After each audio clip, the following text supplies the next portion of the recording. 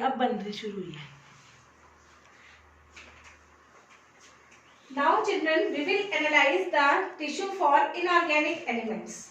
So we will do analysis of inorganic elements, and this analysis is known as destructive estimation.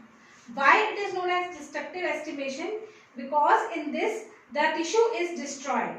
It is destroyed by burning, therefore it is known as destructive estimation.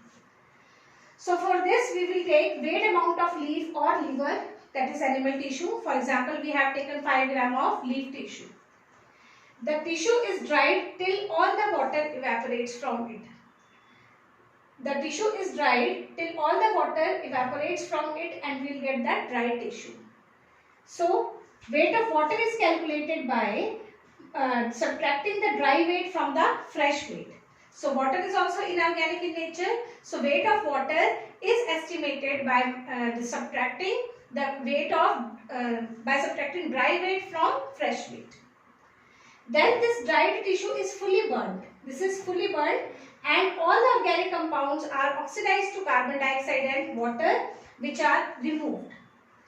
When this dry tissue is burned, the organic compounds like carbohydrate, proteins, etc., they will change into carbon dioxide and water, and they will be removed from the tissue.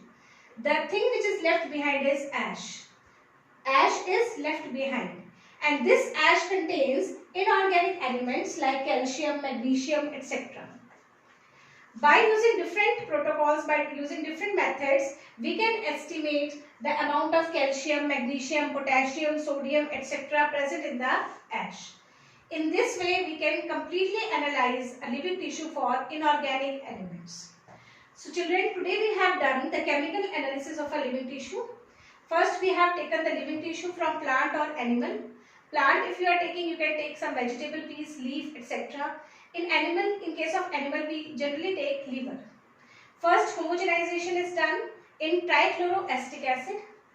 A thick slurry is formed. That slurry is filtered through a muslin cloth or cheesecloth. Two types of fractions will be obtained: acid soluble fraction and acid insoluble fraction. Acid soluble fraction will contain the molecules which are of low molecular weight, and acid insoluble fraction will contain molecules which are of high molecular weight plus lipids. For inorganic analysis, we have done destructive estimation. In this way, the tissue is analyzed both for organic and inorganic elements. Thank you.